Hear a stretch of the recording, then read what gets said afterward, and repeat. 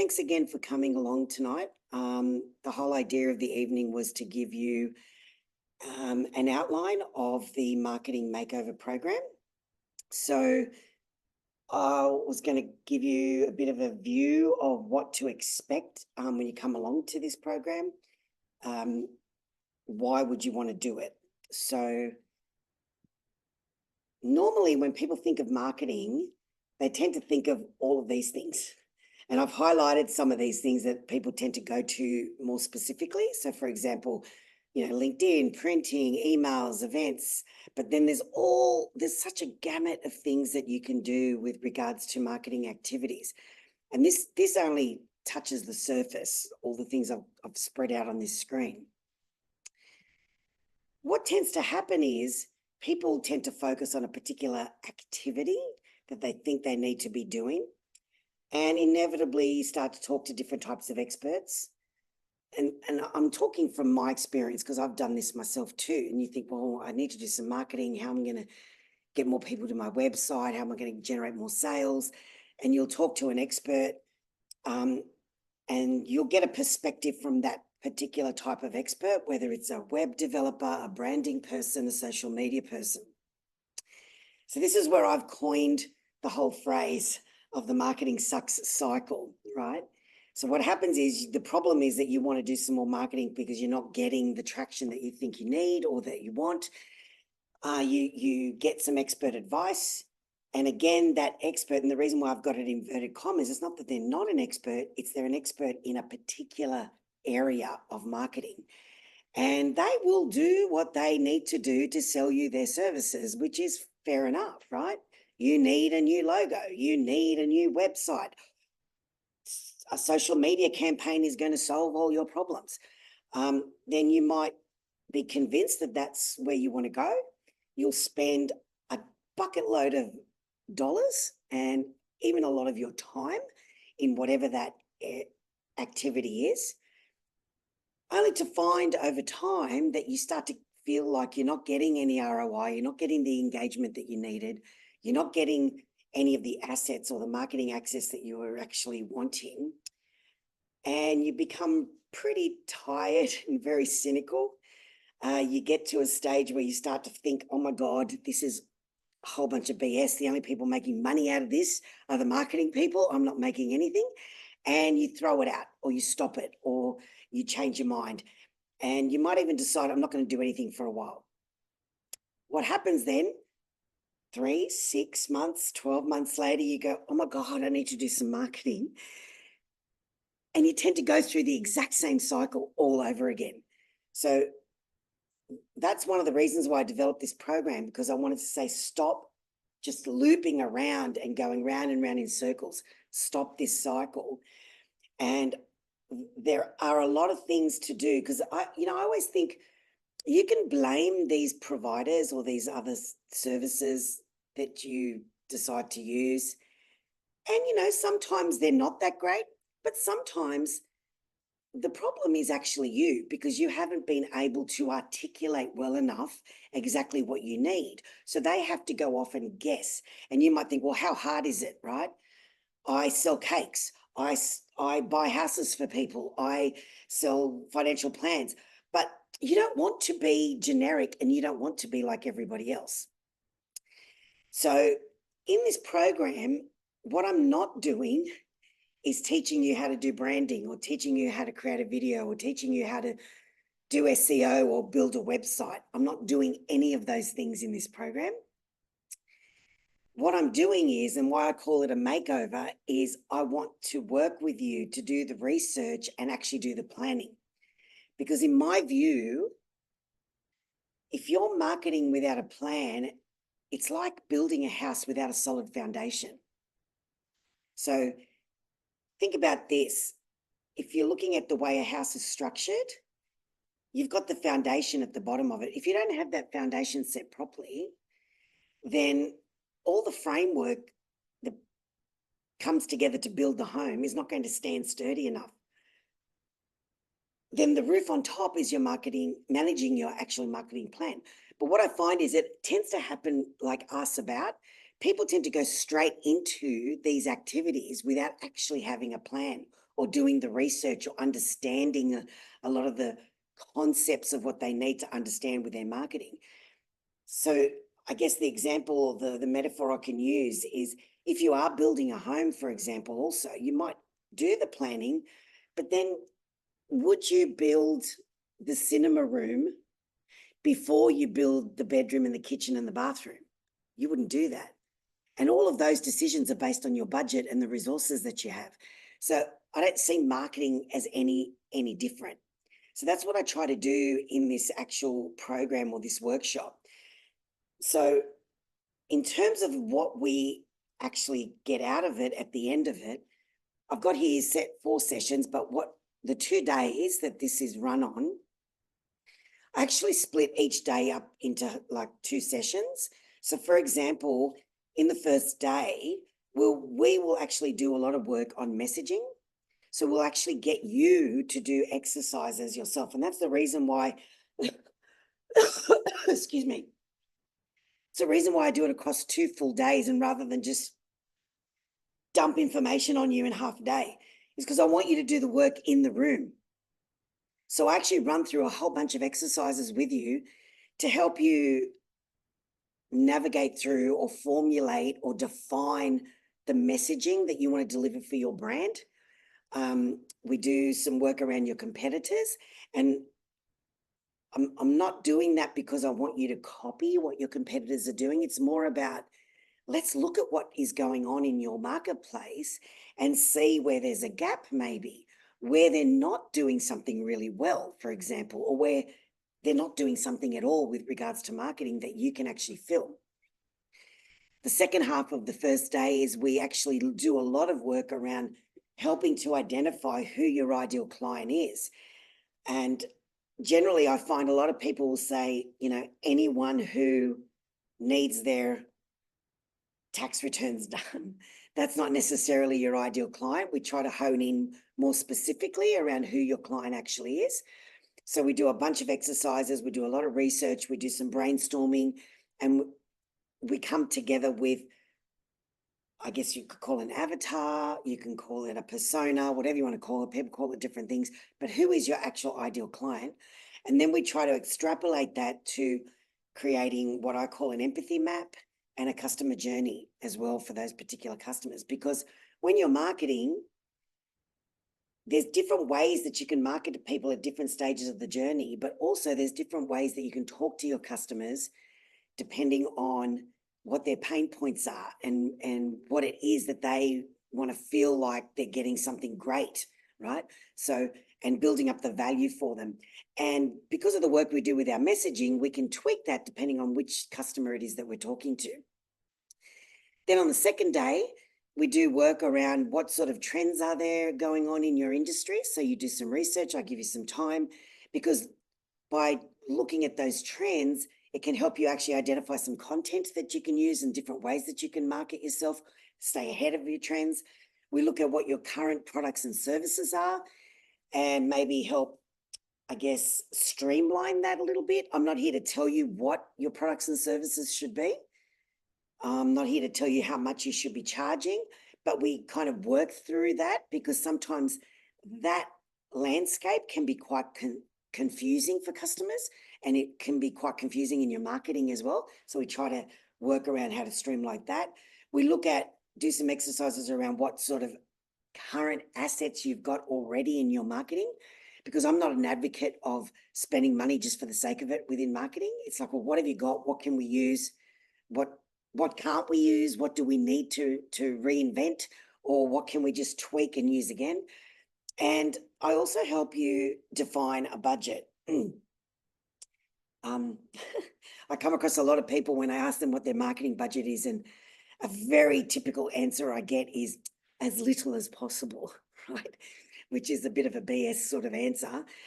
So we explore, well, what have you actually done in the past, and help to maybe use that as a basis of what you can use as a budget moving forward. Now, keep in mind that as we're going through each of these processes, as we're going through each of these sessions, you're actually coming up with different types of ideas of marketing. I'll come up with ideas. Other people in the room might go, oh, we could try that. Why don't you try this? And we record that information. we lock that stuff down as we're going through the process, so that when we get to the last part of the day, when we're looking at what your current marketing resources are, and we've got a better picture of what your budget is, we take all of the ideas that you've started accumulating across the 2 days, and we go, okay, how do we prioritize those ideas, right? How do we go, okay, these are the things that I can do right now. It's not going to cost me anything.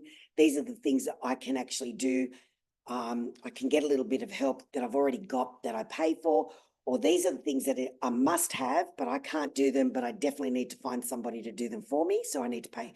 So we look at prioritizing things, and then we put them into a bit of a timeline or a plan, so that we can actually look out, if not 6 months, 12 months into the future, to say, with all of these ideas that we've come together with, put together, how do we plan them out and then approximate the costs of them? And then what sort of resources do I need? Do I have them internally? Do I have to get some quotes? Do I need to speak to somebody else? So at the end of it, not only do you have a whole bunch of content and a really structured understanding of the foundations of your own business, your own brand, your own messaging, your own customer clients, you've actually got a plan that you can execute yourself if you're doing it on your own, or you've got so much valuable information to give providers. So if you do decide you need to tweak your website, or you need to create a flyer, or you need to do a proof, capability document, you can give them to your designer, and they've actually got a better chance, because you can brief them better about what you want. So you've got a better chance of them giving you what you need. So I give you workbooks that you actually work in throughout the 2 days. I also have what this is here is like a spreadsheet. It's just a snapshot of the spreadsheet. I've actually got a spreadsheet that you put all your information into as well. So that way you've got a copy of that stuff that you can easily forward on to people when you need to go and do external work with other providers. So, and this is just what I'm talking about, my ideas board. So in part of the process of the 2 days, you're actually jotting down all of your ideas, and then we prioritize them all and put them in a plan. So this, in one of the spreadsheets, I've actually got all of that information there for you. So I've got a spreadsheet where you can actually collate all of the information that we go and work on and research. Then you can put them in a plan. You can actually then put in a potential budget. It actually splits it up for you, for example, to go, okay, let's just divvy it up by month, for example, but then it can give you an annual budget, so you can see where you're faring up. Even if you're going to actually plan for something that's 12 months out into the future.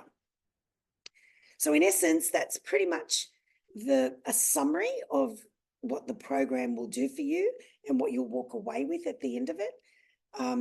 The fact that the group will be very small, it'll be anywhere from 5 to 10 people max, but could only even be 5, which is fine, because I want to be able to have everybody in the room engage, and I want everybody to be able to engage with each other as well as me as well. So basically that's the summary of what the program would actually provide you. Now, the 2 days is going to be held at Breed, which is a not-for-profit. It's a workspace for startups and small businesses. So you can actually hire and rent out offices there if you want. They've got meeting rooms that you can hire. They've also got podcast rooms and things like that. So I've partnered up with Breed. So 20% of all the proceeds of the program is going to go to them.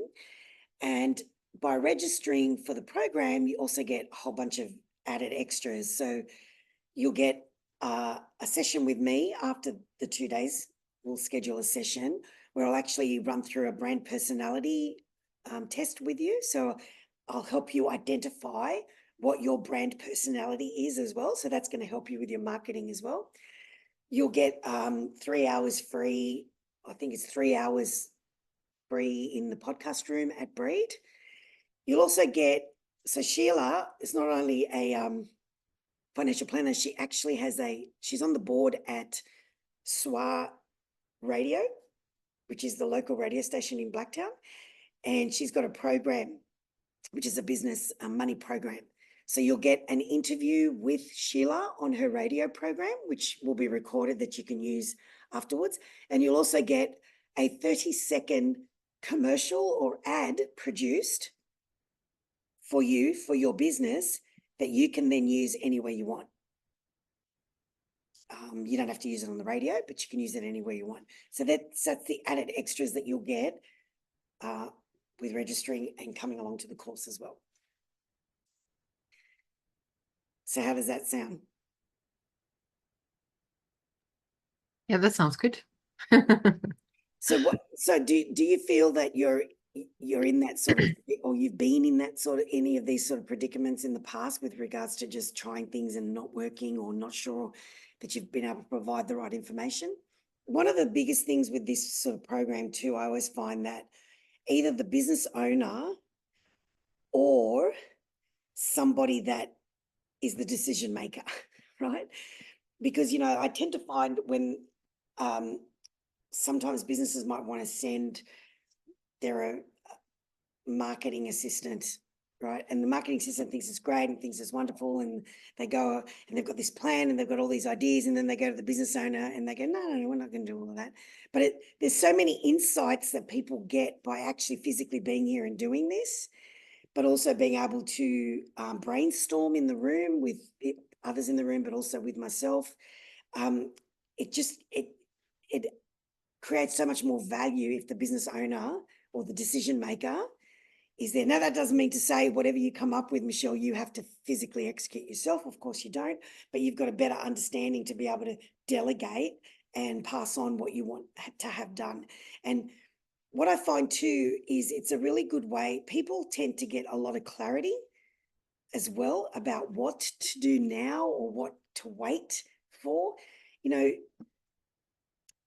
SEO and Google Ads could be a really good thing, but then maybe Google Ads is better to do first and maybe not SEO, or maybe the other way around, or there might be suggestions that you might want to retweak your website, but maybe that's not what you need to do, or maybe it's just changing a bit of the copy. And I find that people get so much more clarity and a little bit more confidence, so that when they're actually talking to whoever the provider is, they're talking to them in with much more clarity, if that makes any sense, in terms of what they really want and need. And also confidence to kind of go, no, I don't need that right now. Because, you're actually planning. And this is why when we're going through all the different ideas that you collect throughout the course of the workshop, I always say put down every idea, whether it's minute or whether it's a really huge one, because we can still plan for it, right? So for example, I've got here, 12 months down the track, I want to do a trade show, for example, right? Now, the trade show is generally a big ticket item. But if you've got people that are hounding you about doing a trade show throughout the year, it gives you a lot more clarity and confidence to go, yeah, actually, it's a really great idea. I've got it in my budget, but it's not there until next year. Come back to me next year. So I feel like it gives you a little bit more clarity and confidence about where you want to go in the future. And what it does too is you've got this template that you can then use again, or if you want to try something different. And we can also talk about so many other different things that, if you've got an anniversary coming up, if you've got a trade show coming up, if you need a capability document, I've got some information in the program about what you need for that sort of information as well. So I was just going to ask Sheila if you wanted to make any comments about the program, because you've been through it. Yeah, I mean, I basically had I was chucking everything at marketing. I think when I did this program for my business, the financial planning practice, I had spent $40,000 in one financial year on marketing, and none of it was working because I had no idea what I was actually doing. I was pretty much just along for anyone who wanted to ride me, who was promising me returns on what I was putting out there, and just never even question what was going on, because I didn't actually do the strategic work. I didn't actually know who my ideal client was. I couldn't define it as well as I did straight after this program. So after the program, I was able to basically cut the marketing spend, but also just start investing in the basics of what I wanted from a marketing strategy eventually. So it's helped me define why I'm marketing, who I want to market to, especially, and what I actually want to say. So it's basically it's changed the way I market completely, and it's created new lines of business for me that I didn't know were actually open to me until I started to define who my ideal client was. So that's the gift of it. So I don't do SEO. I did, I was spending money on stuff that I didn't need. It's probably the way to do it. Now the money that I don't spend nearly as much as I used to, but I'm getting more returns on what I'm actually putting out there. It's probably the way to look at it. And I'm able to use what I've already got, and repurpose it, but also use what I've got. You do it relatively cost effectively and get the results that I want, and I can measure it now. It's probably the way to look at it. All right. Well, thank you, Sheila. Appreciate you coming along. I know you were at the chamber event out there. Yeah, thank you. Thanks for having me, Tiz. That's all right.